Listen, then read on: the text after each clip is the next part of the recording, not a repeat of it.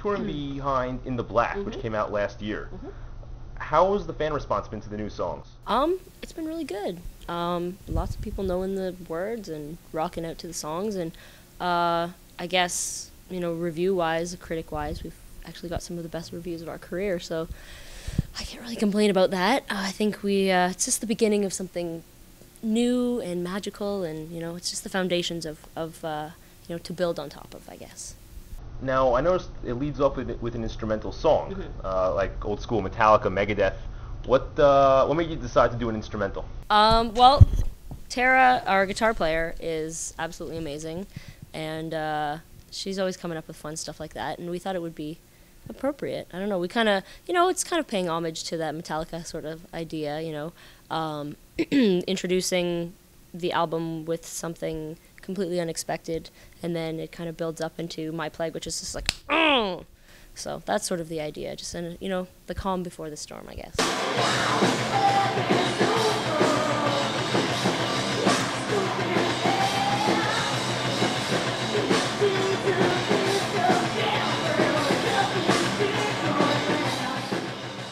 Looking to the lyrics for Die My Darling, I have to wonder if that was written about a specific person or not. Yes, stating the obvious.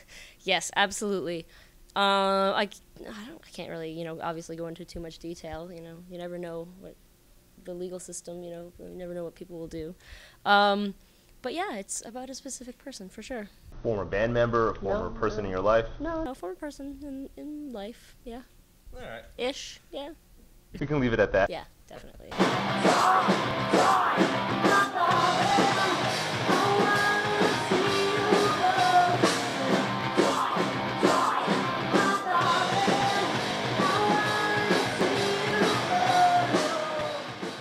Now, you've been playing a lot of new songs in this tour, but I've been looking at set lists, and I can't help but notice that Brackish isn't showing up anymore. Yes.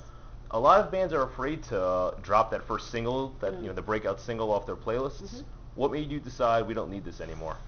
That's a good question. I mean, it's not to say that we'll never not play it again, because in previous tours, previous years, we've actually included it in a medley from the first album. But for us, we sort of feel like, because we are promoting the new album, it's best to focus on the new material. I mean, we are playing stuff from Oracle and Until the End and Funeral for Yesterday as well. And I mean, it's not that we don't appreciate, what the song did for us, and, it obviously skyrocketed us into, an amazing career and all that. But, we're also trying to prove to people that we aren't that band anymore. We've had a career that's been over 10 years long for a reason, and it's because we're obviously doing something right musically, and we want to show people that we can evolve and play age-appropriate music, because we're not 16 anymore.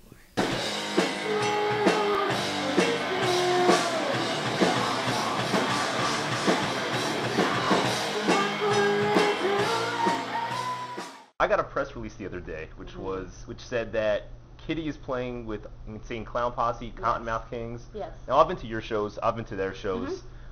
Wildly different. Very, very different. Yes. Do you think the fans are going to get along? Well, quite honestly, ever since we've been a band, I've seen people with ICP shirts. I see the little Hatchet Man necklaces. I think we do share a lot of the same fan base, but the whole idea behind touring with a band that is completely different, that may have fans that have similar interests, is to try to gain new fans, try to sway people to the dark side, the Kittie side. And it's something that we haven't had the opportunity to do for basically since the beginning of our career. I think the last time we opened up for a band was probably, other than Ozfest, was like May or April of 2000, So this is going to be the first time in 10 years that we're going to play in front of a completely different audience, and hopefully, just do what we do best and gain some new fans. Do you know anyone in those bands personally? No, but I know they're makeup artists. We actually played with the Cottonmouth Kings years and years ago. We've done a few, I think mostly Las Vegas for some reason. We did like a New Year's show with them, just like, a whole jumble of kind of radio kind of style thing going on there, like them, us, a bunch of other bands. I don't really know any of the other bands personally, I don't know, get to know Coolio and like whatever those other guys in ICP's names are. Violent J and something or other. Shaggy 2. Yeah, that's what it is. Right.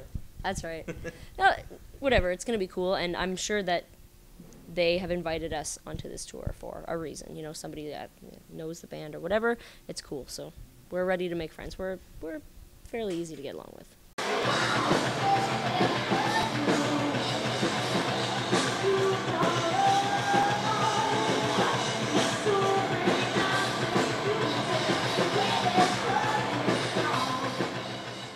Now, when Kittie got started, you were all teenagers, and I remember reading about you guys hanging out with the Pantera guys on Ozfest. Yes. How did Kittie party then, and how does Kittie party now? Well, I think the guys in Pantera taught us a lot about drinking, I guess. You know, obviously a lot of it was done, obviously if you can do the math, probably not so legally. But that was one of the wildest tours ever. Like, I mean, we had youth on our side as well, you know, regenerating livers and all that fun stuff. You know, we're a little bit older now, but we definitely do have our share of fun times, and nobody could top Pantera when it comes to partying, quite honestly. Those guys were absolutely amazing. They were so talented, and no matter how drunk they were, they still put on the greatest show that I've ever seen. So, I don't know, I think we're doing a pretty good job. Like, you know, we're definitely holding our own. Are you still in touch with, say, Phil or Vinny? We actually, I haven't seen Phil probably since we've been on tour, but I've seen Vinny a few times since we toured with them and the past few years, that sort of thing. Yeah. What did you think of Damage Plan and Hell Yeah? I thought they were amazing.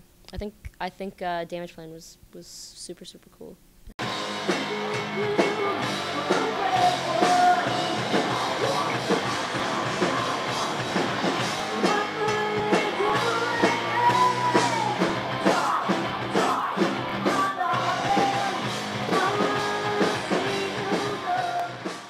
There's a decent amount of female vocalists in metal, some players, but as far as I know, Kittie is the only all-female band, Well, at certainly our in the level, mainstream. yeah. Sure. Now, has that been an asset? Has it been a hindrance, or a little bit of both? There are obviously pros and cons to every situation, and ours definitely, you know, we have, I guess, the best of both worlds, and you know, there's obviously two sides to every coin.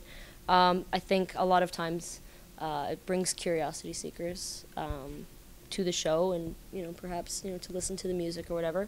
But at the same time, there are people who already have their minds made up prior to even listening to the band or even taking a look at what we look like or whatever, just because, you know, there are preconceived ideas about, you know, women or women in metal or rock or whatever.